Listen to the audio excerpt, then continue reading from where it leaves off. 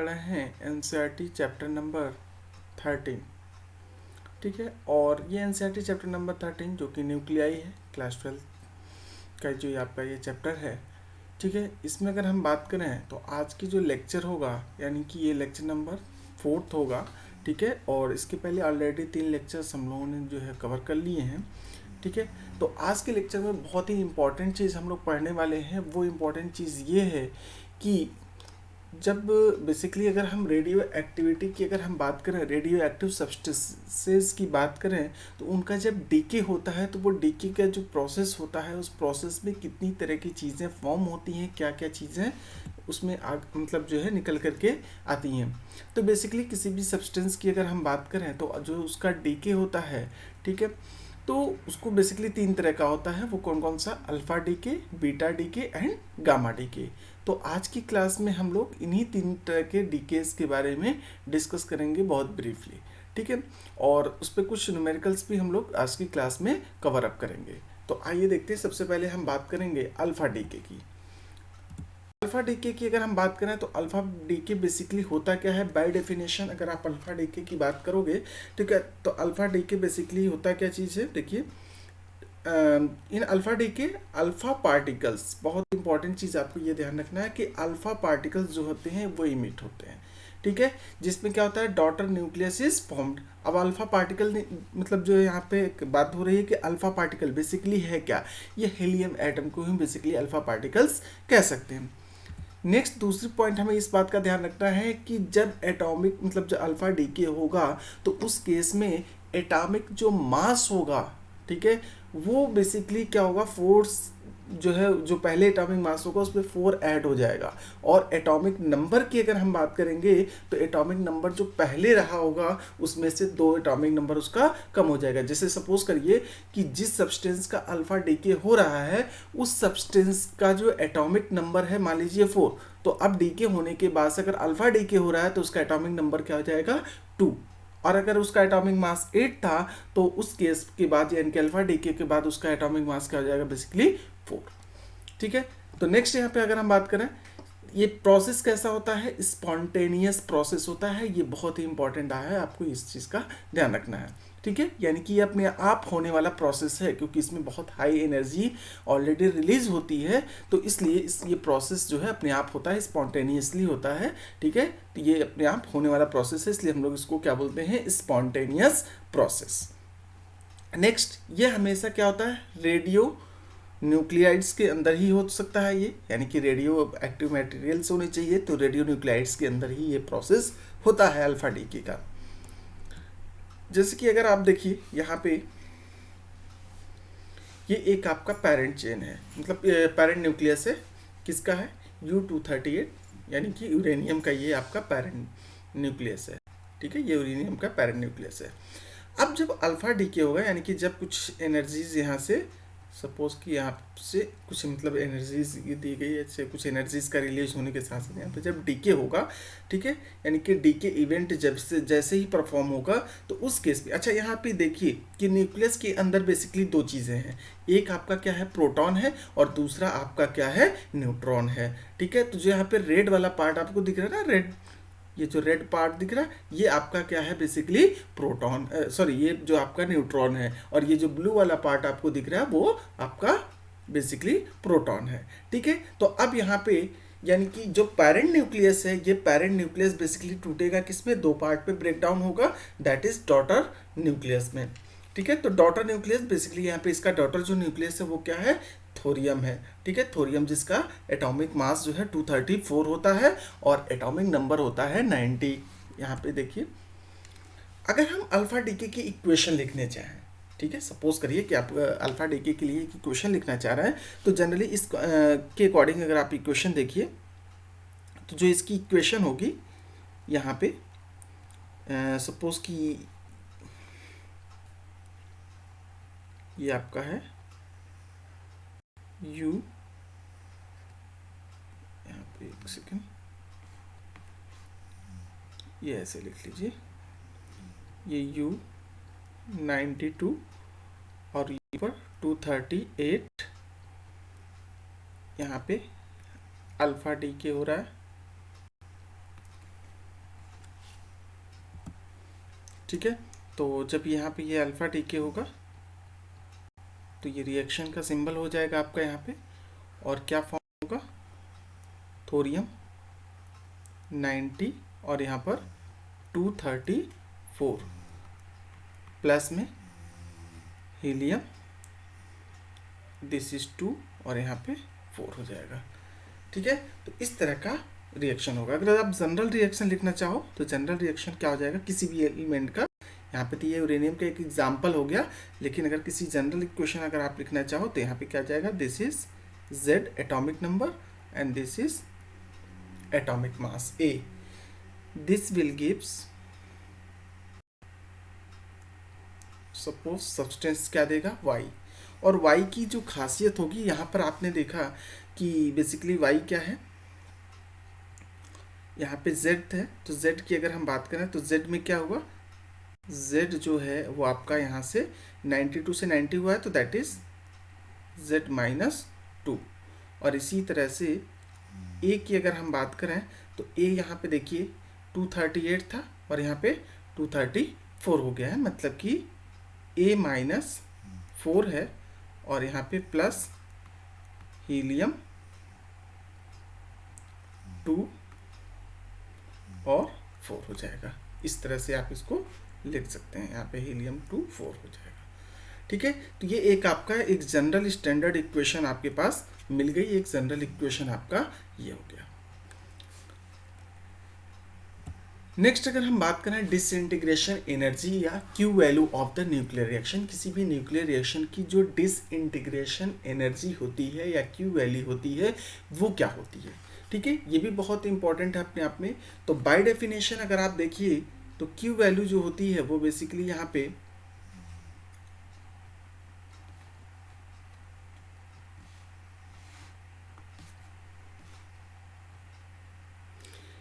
It is the difference between initial mass energy and total mass energy of the decay product, यानी कि जिस DK जो product हो रहा है, जिस भी प्रोडक्ट का डीके हो रहा है या जो भी चीज़ें हैं वो डीके हो रहा है, ठीक है, उसका इनिशियल मास कितना था और बाद में मास कितना हो गया, उसका जो डिफरेंस होता है उसको हम लोग क्या बोलते हैं, क्यू वैल्यू ऑफ द मतलब कह सकते हैं कि न्यूक्लियर रिएक्शन। तो अगर हम अल्फा पार्टिकल के लिए अगर हम क्यू वैल्यू निकालना चाहें तो Q value of the alpha particle यहाँ पे देखिए क्या हो जाएगा, suppose Q value of the alpha particle की अगर हम बात करें, देखिए जनरली क्वेश्चन आपको क्या लिखनी है, एक अल्फा पार्टिकल है तो यहाँ पे आपका हो जाएगा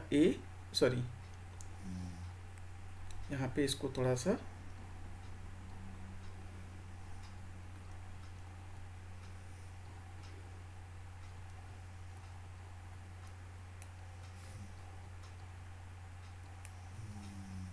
और यहाँ पे ले लेते हैं, हाँ ये आपका हो जाएगा क्यू वैल्यू। अगर आप यहाँ पे कैलकुलेट करना चाहें तो this will be the Z and this is A atomic mass जो है इसका, यहाँ पे अल्फा डीके हो रहा है तो इसको हम लिख सकते हैं अल्फा डीके भी लिख सकते हैं, यहाँ पे अल्फा डीके लिख सकते हैं। और यहाँ पे जो सब्सटेंस फॉर्म हो रहा है दैट इज Y, और Y की अगर हम बात करें तो Y में यहाँ पे क्या हो रहा है, Z-2 और this is A-4 plus helium, यहाँ पर हो जाएगा आपका 2 और दिस इज 4, हीलियम का यहाँ पे 2। ठीक है, ये एक जनरल इक्वेशन आपके पास मिल गई। तो अब इस जनरल इक्वेशन से अगर आप इसको सॉल्व करिए, देखिए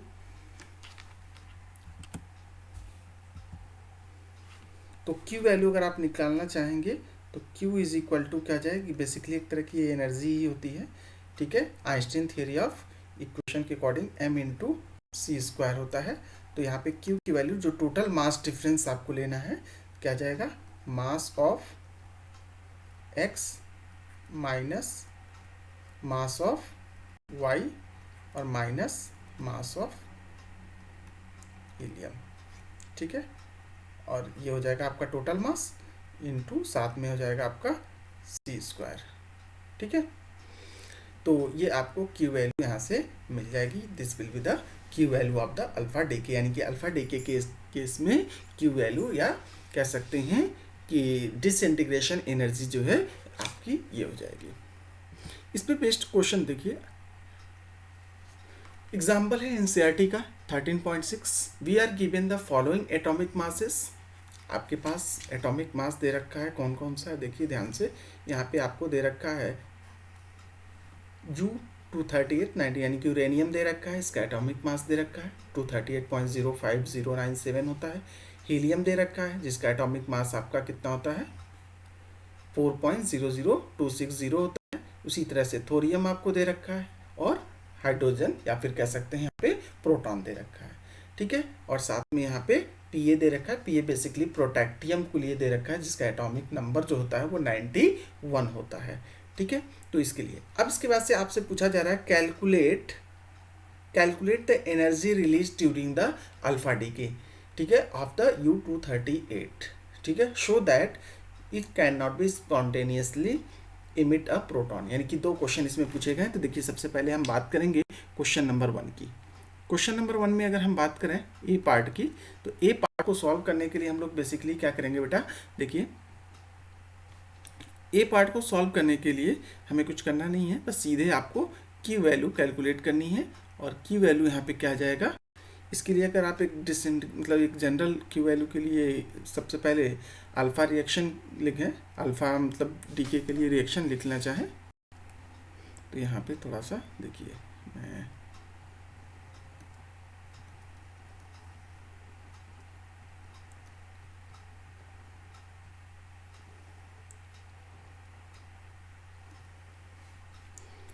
ठीक है, अगर हम इसकी रिएक्शन लिखना चाहें तो क्या हो जाएगा, बेसिकली ये ध्यान रखिएगा U-92 238 गिव्स, यहाँ पे क्या जाएगा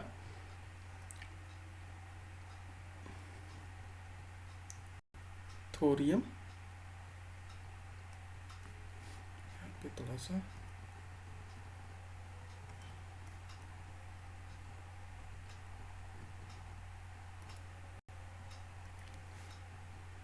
ये हो जाएगा आपका थोरियम। और थोरियम के लिए बेसिकली आपको क्या है 90, और यहाँ पे 234 प्लस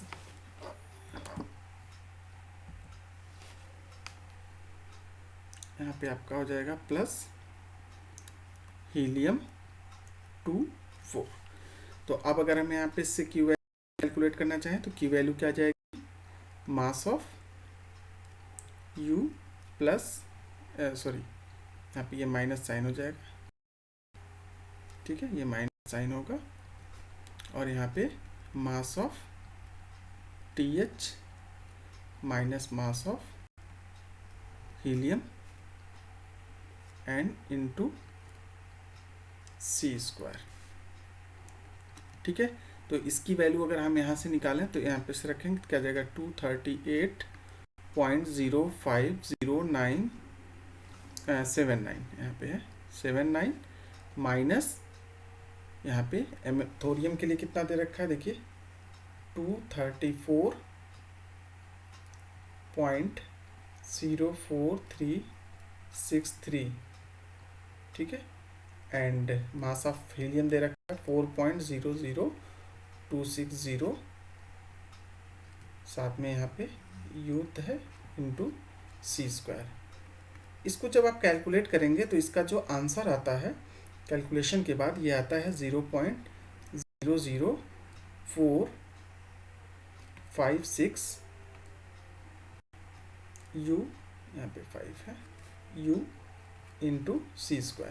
C की वैल्यू C² की अगर हम बात करें तो इसकी वैल्यू होती है 0.00456 U, यहाँ पे ये U है ध्यान रखिएगा, इंटू C की वैल्यू होती है बेसिकली 931.5 मेगा इलेक्ट्रॉन वोल्ट पर U। तो इस U से ये U कैंसिल हो जाएगा, तो ये आंसर आपका आ जाएगा, राउंड फिगर सॉल्व करेंगे तो यह आ जाएगा 4.25 mega electron volt, this will be the answer, ठीक है। तो यहाँ से ये आपका आंसर आ जाएगा। नेक्स्ट सेकेंड पार्ट की अगर हम बात करें बेटा, तो सेकेंड पार्ट में अगर देखिए यहाँ पे सेकेंड पार्ट जो आपका है दैट इज बी पार्ट। तो अगर स्पॉन्टेनियस रिएक्शन हो रहा है, ठीक है, तो देखिए ध्यान रखिएगा कि हमें क्या ध्यान रखना है कि ये रिएक्शन है, अगर प्रोटॉन इमिट कर रहा है तो इस चीज़ को ये फॉलो करेगा। U92 238 गिब्स क्या है यहाँ पे Pa दैट इज 91 237 और यहाँ पे प्लस 1H ये होना चाहिए। तो इस केस में अगर आप Q की वैल्यू निकालेंगे तो Q की वैल्यू यहाँ पे क्या जाएगी, इसका मास, तो इसका मास क्या आ जाएगा 238 माइनस इसका मास 231, सॉरी इसकी एक्चुअल मास लेनी होगी यहाँ पे, मॉलिक्यूलर मास या एटॉमिक मास यहाँ पे नहीं लेना है, जो एक्सपेरिमेंटल मास चूँकि ऑलरेडी क्वेश्चन में दे रखा है तो हम लोग वही यूज़ करेंगे।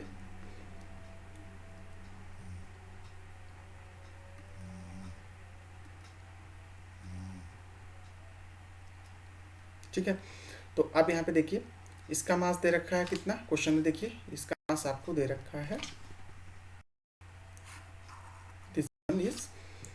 दिस। तो अब इसके मास के लिए प्लेस पे हम लोग लिखेंगे क्या 238.05079 माइनस इसके मास की अगर हम बात करें Pa, तो इसका मास दे रखा है कितना 237.05121 माइनस प्रोटॉन का मास दे रखा है 1.00738 U, ठीक है, और साथ में यहाँ पे C² लिखेंगे। जब इसको आप कैलकुलेट करेंगे तो कैलकुलेट करने के बाद से जो ये वैल्यू आती है बेसिकली जब इसको आप सॉल्व करेंगे तो 238.00 यहाँ पे हो जाएगा 238.005 समथिंग, और यहाँ पे C की वैल्यू अगर आप रखेंगे जो जैसा कि पिछले क्वेश्चन में आपने रखा था कितना होता है 931.5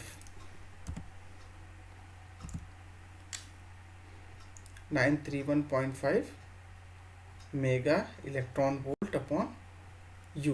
तो जब ये रखेंगे तो ये अगेन कैंसिल हो जाएगा, और जब इसको सॉल्व करेंगे, सॉल्व करने के बाद से आपको आंसर मिलेगा -7.68 मेगा इलेक्ट्रॉन वोल्ट।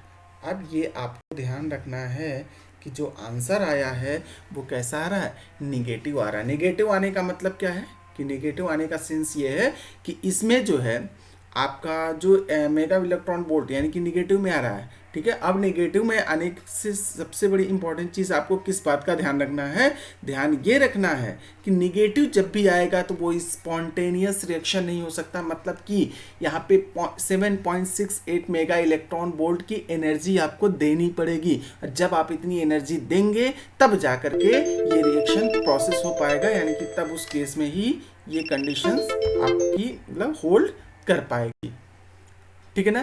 तो ये चीज़ का हमेशा ध्यान रखिएगा। अगर ये चीज़ पॉजिटिव आती तब तो स्पॉन्टेनियस रिएक्शन होता, ठीक है, यानी कि स्पॉन्टेनिटी के लिए आपको क्या होना चाहिए, ये चीज़ आपका बिल्कुल क्या होना चाहिए, पॉजिटिव आना चाहिए। तब अगर ये पॉजिटिव में नहीं आ रहा है इसका मतलब वो स्पॉन्टेनियस रिएक्शन नहीं हो सकता है, ठीक है। नेक्स्ट अगर हम बात करें बीटा डीके की, बीटा डे की के लिए अगर हम बात करें, बीटा डी के क्या होता है, न्यूक्लियस स्पॉन्टेनियसली इमिट करता है, इलेक्ट्रॉन कर सकता है या पॉजिट्रॉन कर सकता है। अगर इलेक्ट्रॉन कर रहा है तो उसको हम बोलते हैं बी माइनस, ठीक है, डी के, या अगर पॉजिट्रॉन होता है तो उसको हम कहते हैं बी प्लस डी के कहते हैं, ठीक है। नेक्स्ट अगर हम बात करें, यानी कि अगर हम बीटा डी की बी प्लस या बी माइनस की बात करें, तो बीटा माइनस की अगर हम बात करें मतलब कि इसमें इलेक्ट्रॉन का निकलना होता है, तो अगर हम यहाँ पे देखिए तो ये आपका एक क्या है, न्यूक्लियस है, ठीक है। तो अब यहाँ पे ये न्यूक्लियस है, जैसे कार्बन का न्यूक्लियस है और यहाँ पे नाइट्रोजन का मतलब फॉर्म कर रहा है, और साथ में एंटी न्यूट्रिनो फॉर्म करेगा और साथ में इलेक्ट्रॉन निकलेगा, ठीक है। यानी कि बीटा माइनस के केस में इलेक्ट्रॉन का इमिशन होता है, ये इंपॉर्टेंट है, ये चीज़ का ध्यान रखिए, ठीक है। बीटा प्लस के केस में पॉजिट्रॉन का मतलब कि इलेक्ट्रॉन का इमिशन नहीं होगा, इलेक्ट्रॉन का इमिशन किसके केस में होगा, बीटा माइनस के केस में, ठीक है। नेक्स्ट अगर आप देखिए ये आपका रिएक्शन है, ठीक है। बीटा प्लस के केस में अगर आप देखेंगे तो बीटा प्लस के केस में यहाँ पे क्या हो जाएगा, न्यूट्रिनो होगा और साथ में पॉजिट्रॉन होगा, ठीक है। क्या क्या होगा, न्यूट्रिनो और पॉजिट्रॉन होगा, ठीक है। तो यहाँ पे कार्बन 10 है, यहाँ पे बोरॉन का 10 फॉर्म करेगा और उसके बाद से जो होगा साथ में न्यूट्रिनो, उसमें क्या होता था, यानी कि बीटा माइनस के केस में एंटी न्यूट्रिनो, ठीक है, और इलेक्ट्रॉन था, और यहाँ पे न्यूट्रिनो और पॉजिट्रॉन रिलीज होंगे। दोनों में एक चीज कॉमन थी, क्या कॉमन थी, कि बीटा चाहे निगेटिव लीजिए चाहे पॉजिटिव लीजिए, दोनों डीके के केस में मास नंबर हमेशा कांस्टेंट रहता है, यानी कि मास नंबर में कोई चेंज नहीं होता है, कि mass number as it is ही रहेगा, ठीक है। ये दोनों के लिए सेम है, ध्यान रखिए। अगर बीटा डीके की अगर हम बात करें, बीटा माइनस डीके की अगर हम बात करें, तो उस केस में क्या होगा, एटॉमिक नंबर जो होगा न्यूक्लियस का वो 1 बढ़ जाएगा, एटॉमिक नंबर क्या हो जाएगा, 1 इंक्रीज कर जाएगा। लेकिन अगर हम बेसिक न्यूक्लियर प्रोसेस की बात करें, जैसे कि बीटा डीके की अगर बीटा माइनस डीके की अगर बात करें, तो इसमें क्या होता है, कन्वर्जन किसका होता है, न्यूट्रॉन का प्रोटॉन में कन्वर्जन होता है। तो न्यूट्रॉन का कन्वर्जन प्रोटॉन में हो रहा है, तो देखिए कैसे हो रहा है, n टेंड्स टू, यानी कि अगर मतलब यहाँ पे न्यूट्रॉन का रिएक्शन किससे, प्रोटॉन में कर रहे हैं, तो न्यूट्रॉन प्रोटॉन प्लस इलेक्ट्रॉन, ठीक है। यहाँ पे ई माइनस लिखा है मतलब कि इलेक्ट्रॉन, और यहाँ पे न्यू बार लिखा है, ठीक है। तो न्यू बार के केस में देखिए, ये जो न्यू बार की बात अगर हम कर रहे हैं ना, तो ये न्यू बार का मतलब यहाँ पे सीधा क्लियर है कि आपका जो न्यू बार है ये क्या है, एंटी न्यूट्रिनो है। तो इसको इस तरह से आप लोग रिप्रेजेंट कर सकते हैं, इसका जो एक जनरल रिएक्शन है, इस तरह से आप इसको लिख सकते हैं। नेक्स्ट अगर हम बीटा पॉजिटिव की बात करें, तो बीटा पॉजिटिव डीके के केस में एटॉमिक नंबर Z जो होगा न्यूक्लियस का, वो 1 क्या हो जाएगा, डाउन हो जाएगा, मतलब कि 1 कम हो जाएगा। पहले वाले केस में क्या होता, बीटा माइनस के केस में 1 इंक्रीज हो रहा था, इस वाले केस में 1 क्या हो जाएगा, डाउन हो जाएगा। ये इस बात का ध्यान रखिए, ठीक है।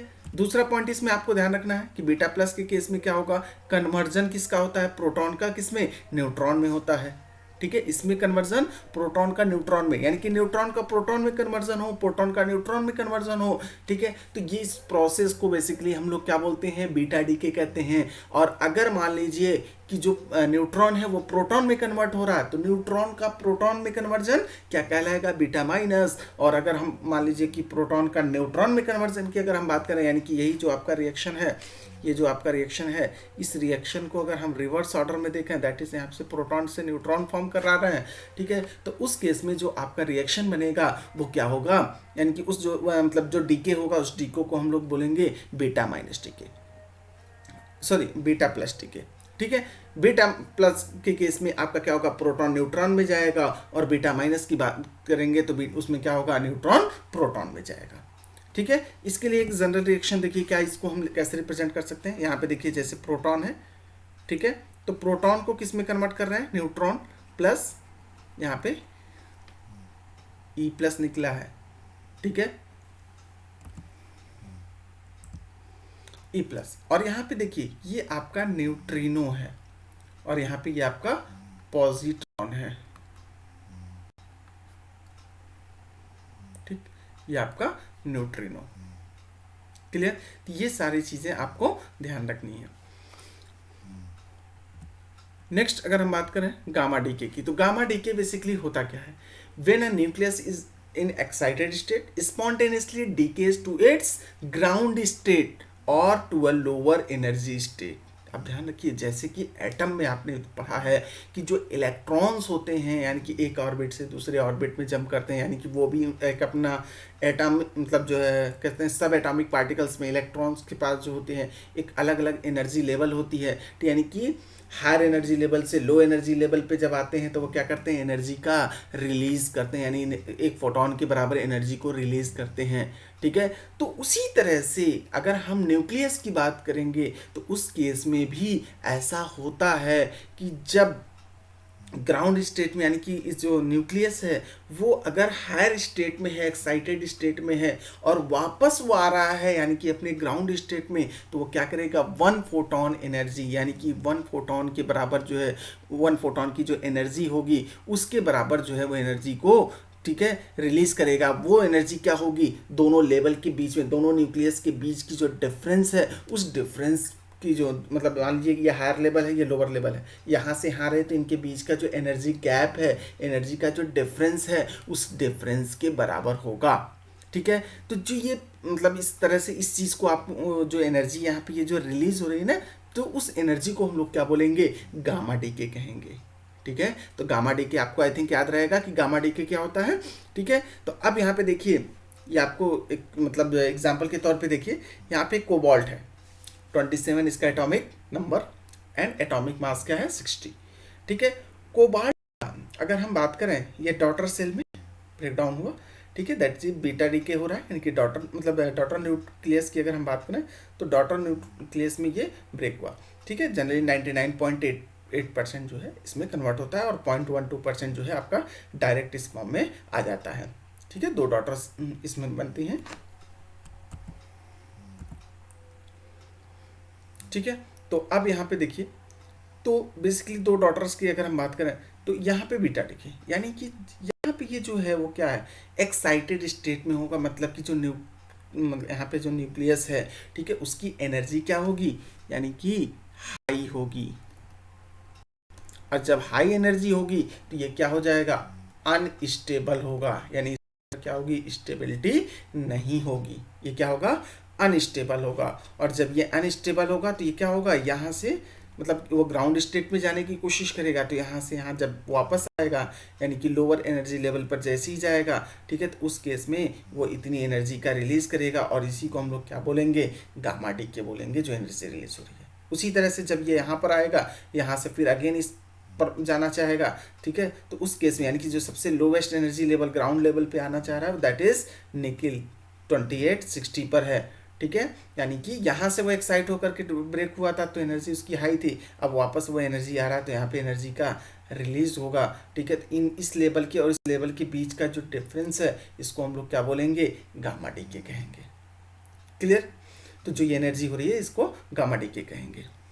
ठीक है, तो ये बात ध्यान रखिएगा, ये सारे पॉइंट्स आपको ध्यान रखने हैं। तो आज के लेक्चर में हम लोगों ने कवर कर लिया, सबसे पहले क्या है, अल्फा डीके, दूसरा हमारा क्या था, बीटा डीके, एंड तीसरा इज द गामा डीके। यानी कि 3 पॉइंट्स जो है आपके, जो 3 मेन डीकेज हैं, मेन इंपॉर्टेंट पार्ट्स थे, ठीक है, वो चीज़ आज के लेक्चर में हम लोगों ने कवर अप कर लिया है।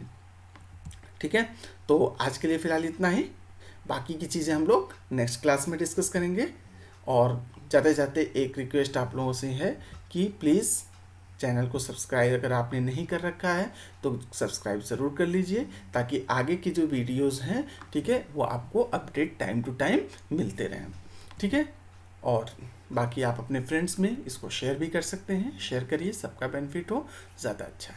ठीक है, तो आज की वीडियो यहीं पे हम लोग स्टॉप करते हैं। Thank you, have a nice day.